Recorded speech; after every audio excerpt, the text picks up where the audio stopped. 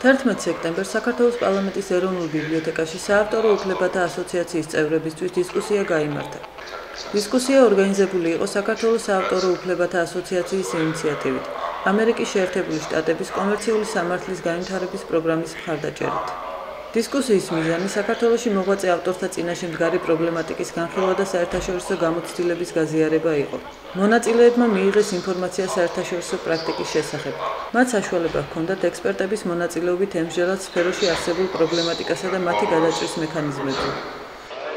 საავტორო უფლებების დაცვა უკვე რამოდენიმე წელი აქტიურად მიმდინარეობს, როგორც მოგეხსენებათ ეს პროცესი და არის რატოული წინსვლა, რაც თავარია შეინიშნება ავტორთა აქტიურობა და თავად ავტორი აქტიურობს იმისთვის, რომ საკუთარი უფლება იყოს დაცული.